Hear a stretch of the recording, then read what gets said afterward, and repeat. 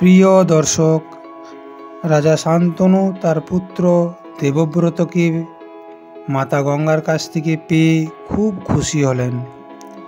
দেবী গঙ্গাকে হারানোর ব্যথা তাকে আর কষ্ট দেয় না। তিনি পুত্র দেবব্রতকে রাজসিংহাসনে বসালেন। দেবী গঙ্গা তার পুত্র দেবব্রতকে গুরু পরশুরামের কাছে সমস্ত বিদ্যায় শিখিয়েছিলেন এবং তারপর রাজা শান্তনুকে ফিরিয়ে দিয়েছিলেন। তাই দেবব্রত সমস্ত বিদ্যায় পরিপূর্ণ এক যুবক রাজা। সম্পূর্ণ নিষ্ঠা এবং আনন্দের সাথে সে রাজকার্য পরিচালনা করতে লাগল। কিন্তু রাজা শান্তনুর জীবনে ঘটল অন্য একটা ঘটনা। কিন্তু তার আগে আমার ছোট্ট একটা অনুরোধ, ভিডিওটির নিচে সাবস্ক্রাইব বাটনটি ক্লিক করে বেল আইকনটি অন করুন এবং ভিডিওটি সম্পূর্ণ দেখার পর একটা লাইক করবেন, কমেন্ট করে জানাবেন আপনার মনের কথা। রাজা শান্তনু পুত্র দেবব্রতকে রাজসিংহাসনে বসিয়ে মনের আনন্দে ভ্রমণ করতে লাগলেন। কখনো তিনি বন ভ্রমণ করতে লাগলেন, কখনো প্রজাদের সুখ শান্তি দেখার জন্য প্রজাদের সাথে মিলিত হতে লাগলেন। আবার নারী সুখ ভোগ করার জন্য তিনি রমণীস্থানেও যেতে লাগলেন। একদিন রাজা শান্তনু বন ভ্রমণ করতে করতে যমুনা নদীর কাছে পৌঁছে যায় এবং তার নাকের মধ্যে ঢুকল এমন এক সুগন্ধ যা তিনি কখনো অনুভব করেননি।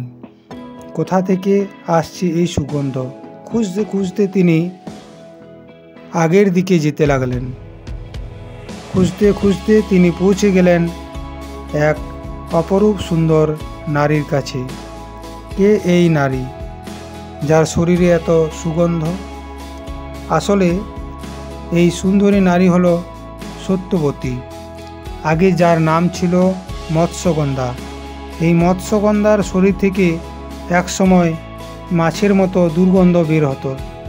ঋষি পরাশরের আশীর্বাদে তার শরীর থেকে এখন সুগন্ধ বের হচ্ছে। রাজা শান্তনু তার রূপে মুগ্ধ হয়ে তাকে প্রেম নিবেদন করলেন এবং একে অপরের পরিচয় জানাজানি করলেন। সত্যবতী রাজা শান্তনুর প্রেম নিবেদন স্বীকার করে, কিন্তু রাজা শান্তনু যখন সত্যবতীকে জানালেন যে দেবব্রত নামে তার একটি পুত্র আছে, তখন সত্যবতী তার সামনে একটা শর্ত রাখলেন যে যখন আমার গর্ভে পুত্র সন্তান জন্ম নেবে, সেই পুত্রই হবে হস্তিনাপুরের রাজা। দেবব্রতকে রাজকর্মচারী হিসাবে থাকতে হবে।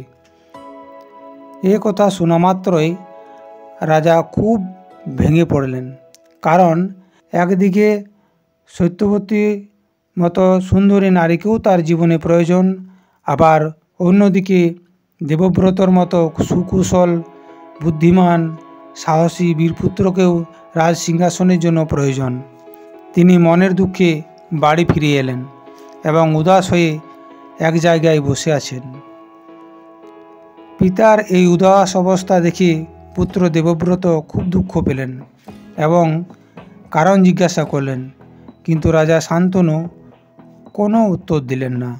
তখন দেবব্রত তার গুপ্তচরদের আদেশ দিলেন তার পিতার দুঃখের কারণ জানার জন্য। গুপ্তচরেরা খুব শীঘ্রই এর কারণ জানালেন দেবব্রতকে। কারণটি জানতে পেরে দেবব্রত তার পিতার কাছে গেলেন এবং বললেন, হে পিতৃদেব, আমি সব সময় আপনাকে খুশি দেখতে চাই। আমি আপনার মনের দুঃখের কারণ জানতে পেরেছি। আমি আপনার সামনে প্রতিজ্ঞা করছি, আমি কোনোদিন বিবাহ করব না। আপনি দেবী সত্যবতীকে বিবাহ করুন এবং তার গর্ভের সন্তানই হস্তিনাপুরের রাজা হবে। আমি মনের আনন্দে তার পাশে থাকব। দেবব্রতর এই ভীষণ প্রতিজ্ঞায় রাজা শান্তনু খুব খুশি হলেন। তিনি দেবব্রতর নাম দিলেন ভীষ্ম। রাজা শান্তনু সত্যবতীকে বিবাহ করে হস্তিনাপুরের রানী বানালেন এবং নিজে রাজ সিংহাসনে বসলেন। প্রজারাও খুশি হলো, যেন হস্তিনাপুরে নতুন সূর্য উদয় হলো। কিন্তু রানী সত্যবতীর গর্ভের সন্তানদের জীবনে যা হয়েছিল তা খুবই দুঃখজনক। পরের ভিডিওতে দেখার জন্য অনুরোধ রইল। ধন্যবাদ।